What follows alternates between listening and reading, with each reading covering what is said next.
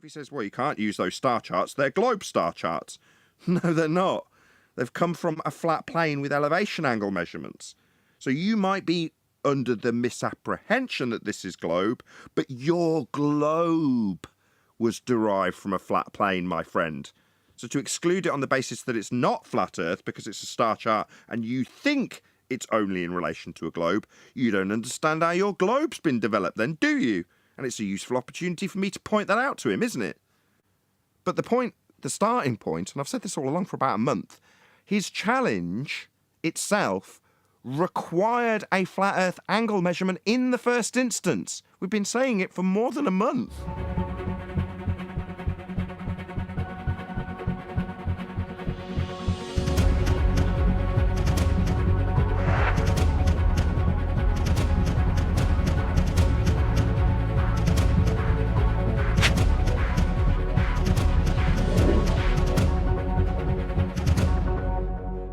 If he's saying you can't use these things, for example, maps, because they're, by inference, globe maps. Well, by definition, this is, as you've already pointed out, the same as protothud and requires the use of elevation angles. Now, any map that works with elevation angles is going to be flat, and any globe claim is going to be derived from elevation angles. So you can immediately put a strike through that. You've already covered refraction. Is refraction globe refractions based on why would we use that?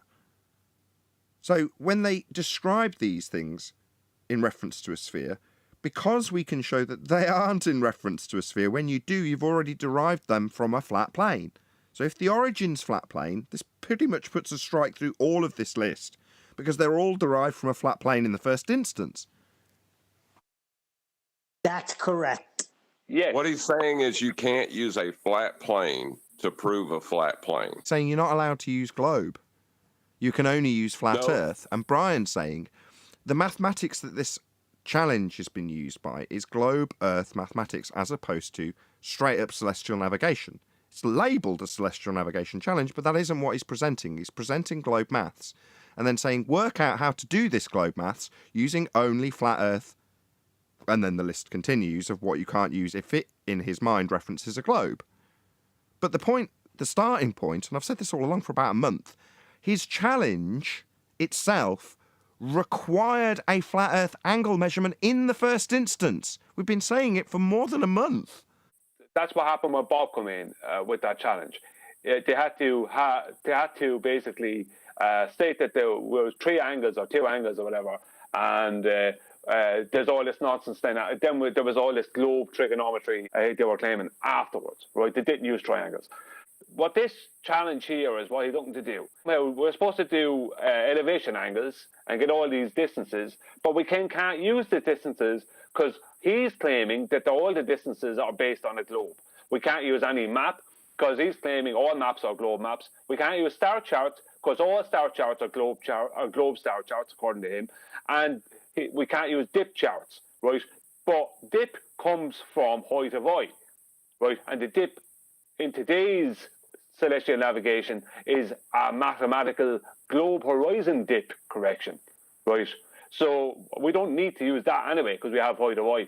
He avoided height of eye because that's not part of globe, right? Yet it is used all the time in real world celestial navigation.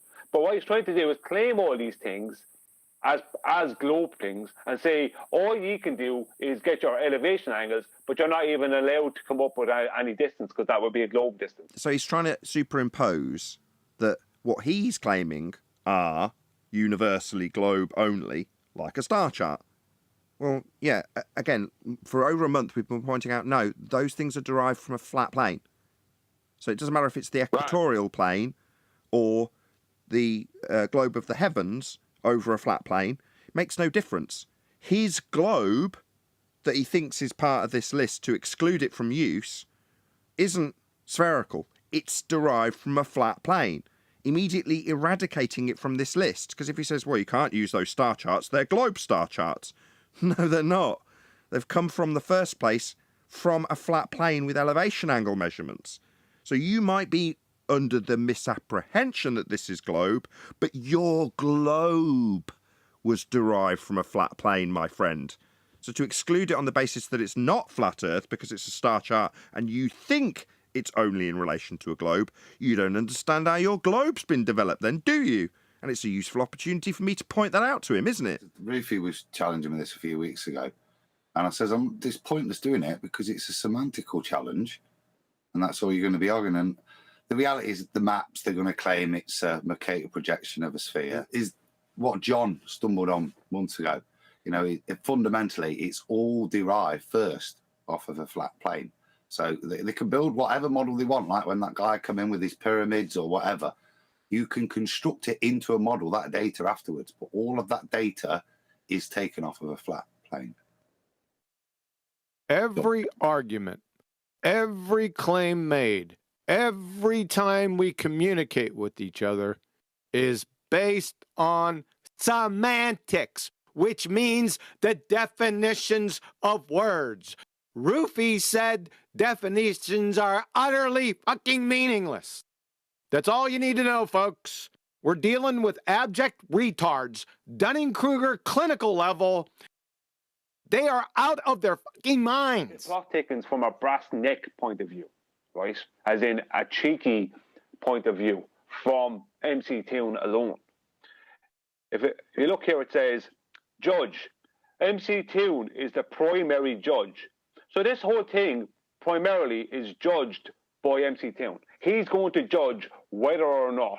Right? How can he judge anything? He's a booger eater. He's established booger eater. He doesn't know what science is. He doesn't know what logic is. He doesn't know what geometry is. And he can't trig to save his life.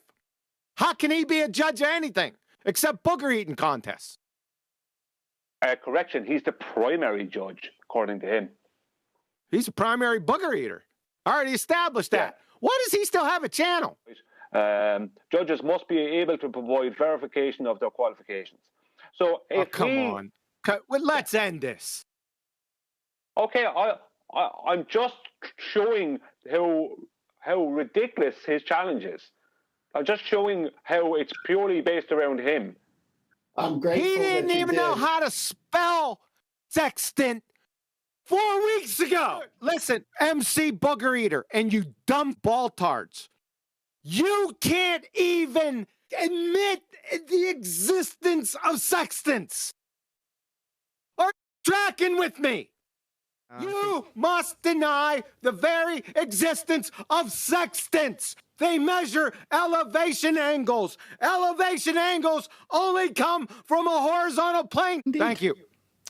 A pleasure. And with that, I'm going to say another huge, massive, enormous thank you to both Discord and G Plus panels for making today's after show possible. And of course, a massive thank you to all of you in either Nathan Oakley 1980 or Nathan Oakley Premiering streams, hopefully smashing the super chat, liking, commenting, sharing, subscribing, joining as a Nathan Oakley 1980 channel member, and all that good stuff. I've been Nathan Oakley, and I will see you all in the next video.